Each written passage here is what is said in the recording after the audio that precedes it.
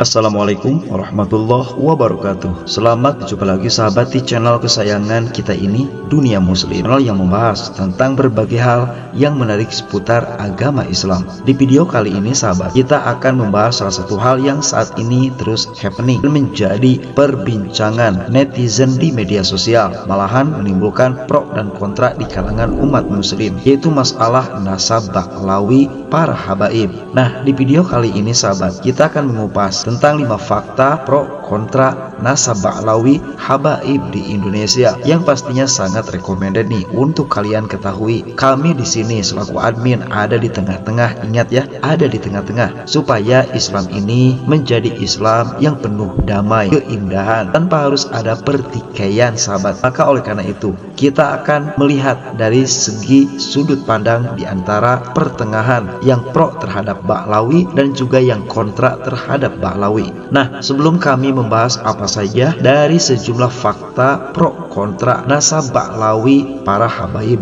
di Indonesia tersebut nih, maka sebelumnya jangan lupa untuk tetap memberikan dukungan kepada channel Dunia Muslim dengan cara like, komen, subscribe, dan juga berbagi di media sosial. Semoga channel kami ini bisa berkembang sekarang, besok, dan di kemudian hari atas dukungan sahabat semua yang ada di rumah, dan bukan hanya sekedar menjadi tontonan, namun juga bisa menjadi tuntunan yang bermaslahat untuk umat. Amin. Jazakallah khairan katsiran. Polemik mengenai nasab Ba'lawi yang menjadi muara garis keturunan Habib di Indonesia memang sampai saat ini telah memicu perdebatan sengit di kalangan umat Islam. Nah, pertanyaan utama yang muncul adalah apakah nasab Ba'lawi benar-benar tersambung sampai Rasulullah Shallallahu Alaihi Wasallam atau tidak. Nah, perdebatan tersebut sahabat tidak hanya melibatkan aspek historis dan genealogis atau masalah gen sahabat, namun juga menyentuh ranah akidah, akhlak, dan adab dalam berdiskusi. Namun sayangnya sahabat, polemik nasab ini seringkali diwarnai oleh sikap yang kurang bijaksana menurut kami. Seperti kita bisa bacalah di media sosial, adanya saling menyalahkan, menghujat, menghina, membanggakan nasab secara berlebihan sampai saling membenci. Nah, kami mencatat setidaknya ada 5 fakta pro dan kontra nasab Ba'lawi para habaib di Indonesia ini sahabat, yang menurut kami sih sudah kelewatan dalam pro kontra nasab habaib ini. Polemik nasab Ba'lawi di Indonesia sebetulnya harus disikapi dengan bijaksana, adil, dan penuh adab. Malahan bisa kita anutlah apa yang dilakukan oleh Muhammadiyah, dimana diketahui dari awal sampai sekarang nih, Muhammadiyah tidak mempermasalahkan nasab, dikarenakan Muhammadiyah lebih cenderung kepada keilmuan, bukan masalah keturunan ataupun pangkat sahabat. Mau itu Gus, mau itu Habib, mau itu Kiai, mau itu Ustadz, yang penting bagi Muhammadiyah mereka adalah orang alim yang ngerti masalah agama. Berbeda dengan Nahdlatul Ulama sendiri sahabat, memang sangat disayangkan ketika ada Habib maka ada pro dan kontra, ketika ada Gus maka ada pro dan kontra. Nah, itulah yang menjadi polemik di masyarakat sampai saat ini. Harus kalian ketahui sahabat, Islam sendiri mengajarkan kita untuk tidak membanggakan nasab secara berlebihan, akan tetapi tidak saling membenci juga, dan juga menghindari generalisasi serta provokasi. Sebagai umat Islam, kita harus menjaga persaudaraan atau ukhuwah Islamiyah,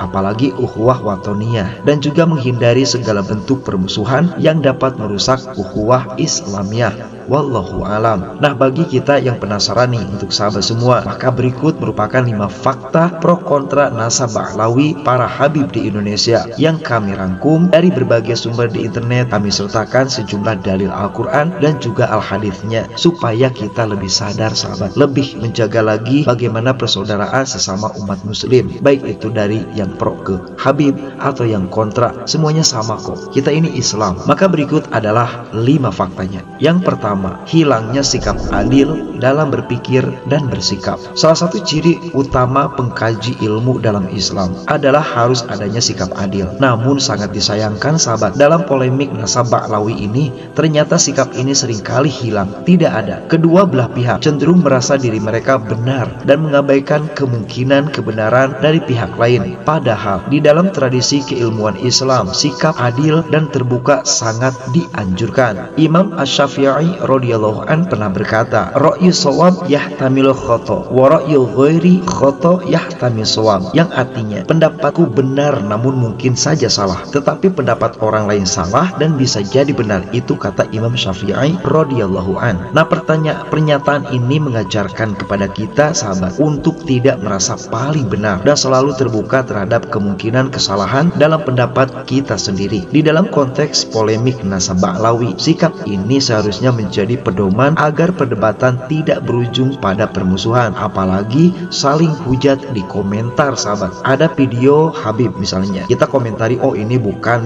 keturunan Nabi. Padahal sebetulnya walaupun mau keturunan kek, mau bukan kek, selama dia ini adalah sosok yang ngerti agama, yang berakhlak mulia, maka sebetulnya haruslah kita hargai. Mungkin bisa jadi benar mereka bukan keturunan Nabi, akan tetapi mereka mempunyai ilmu, maka mereka itu alim ulama sahabat yang sampai dihujat. Oleh karena itu, sikap adil dan juga hati-hati ikhtiyat di dalam membahas permasalahan ini haruslah kita bawa, sehingga apa yang dikatakan Imam Syafi'i sangat benar, sangat tepat menurut kami, yaitu ra'yu shawabu yahtamilu khata wa ra'yu ghairi khata yahtamilu shawab. Pendapatku benar namun mungkin saja salah, tetapi pendapat orang lain salah dan bisa jadi benar. Nah, ini harus menjadi pedoman bagi kita sahabat, supaya ukhuwah Islamiyah tetap terjaga. Selanjutnya nomor 2, terlalu berlebihan dalam membanggakan nasab. Nah, salah satu masalah yang muncul dalam polemik masalah Ba'lawi ini atau klan Ba'lawi ini sahabat adalah kecenderungan untuk membanggakan nasab secara berlebihan. Padahal di dalam Islam, nasab tidak mempunyai nilai istimewa yang dapat menyelamatkan seseorang dari api neraka atau memasukkannya ke surga. Sehingga ini yang menjadi menurut kami sangat salut kepada orang-orang Muhammadiyah, di mana mereka tidak melihat nasab. Siapa sih Habib? Siapa sih Ustadz? Siapa sih Gus? Di mana Muhammadiyah lebih membanggakan ke masalah keilmuannya sahabat. Jadi benar sekali apa yang dikatakan oleh Muhammadiyah, dikarenakan nasab ini tidak bisa menjamin kita masuk surga, dikarenakan yang menjamin masuk surga adalah amal ibadah kita sahabat. Apakah ada hadisnya? Rasulullah SAW telah mengingatkan kepada umatnya untuk tidak membanggakan nasab, tidak membanggakan keturunan. Di dalam sebuah hadis Rasulullah bersabda, "An Abi Hurairah an Nabi SAW qala, liyang tahiyan aqwamu yaftakhiruna bi abaihimul ladzi matu innama hum fahmu jahannam aw la yakununa ahwana 'ala Allah minal ju'lil ladzi yudahdihul khira bi anfihi innallaha qad adhaba ankum ubiyatal jahiliyah wa fakhroha bi alba'i innama huwa mu'min taqiyun wa fajirun syaqiyun nas kulluhum banu adama wa adamu khuliqa min turab." Yang artinya, hendaklah mereka segera berhenti dari membangga-banggakan nenek moyang mereka yang telah mati. Hanya saja nenek moyang mereka adalah orang neraka jahanam, atau mereka lebih hina di sisi Allah dari hewan yang mendorong kotoran dengan hidungnya. Sesungguhnya Allah telah menghapus dari kalian seruan jahiliyah dan berbangga-bangga dengan nenek moyang. Yang ada hanyalah mukmin yang bertakwa atau pendosa yang celaka. Semua manusia adalah anak Adam, sedangkan Adam tercipta dari tanah. Hadis riwayat At-Tirmidzi. Selanjutnya ada salah satu hadis juga sahabat. Rasulullah SAW juga menasihati putrinya Fatimah Az-Zahra untuk tidak membanggakan nasab. "Ma'syara Quraisyin ishtaru anfusakum la ughni ankum minallahi syai'an ya bani abdi manafin la ughni ankum minallahi syai'an ya Abbas bin Abdul Muthalib la ughni anka minallahi syai'an ya Safiyatu amtara Rasulullah SAW la ughni anki minallahi syai'an ya Fatimah binta Muhammadin salini masyiti la ughni anki minallahi syai'an." Yang artinya, wahai golongan orang Quraisy, peliharalah diri kalian karena aku tidak dapat sedikit pun di hadapan Allah. Wahai Bani Abdi Manaf, aku tidak dapat sedikit pun di hadapan Allah. Wahai Abbas bin Abdul Muthalib, aku tidak dapat sedikit pun di hadapan Allah. Wahai Sofiyah bibi Rasulullah, aku tidak dapat sedikit pun di hadapan Allah. Wahai Fatimah Az-Zahra putri Muhammad, mintalah kepadaku apa saja yang kamu mau dari hartaku. Sungguh aku tidak dapat sedikit pun di hadapan Allah. Hadis riwayat Imam Al-Bukhari dalam Sunan Al-Kubro. Nah, di dalam keterangan-keterangan tersebut banyak lagi sahabat, yang artinya tidak ada kebanggaan, tidak boleh membanggakan nasab, dikarenakan dikarenakan amalan kalianlah yang bisa menyelamatkan kalian dari api neraka. Nasab itu yang harus kalian garis bawahi sahabat. Selanjutnya nomor 3, hilangnya adab dan munculnya saling membenci. Nah, polemik nasab Ba'lawi seringkali diwarnai oleh hilangnya adab dan munculnya kebencian antara kedua belah pihak. Kebencian ini bahkan melibatkan para pengikut atau muhibbin masing-masing. Fenomena ini sangat berbahaya karena dapat merusak persaudaraan umat Islam, di mana Rasulullah SAW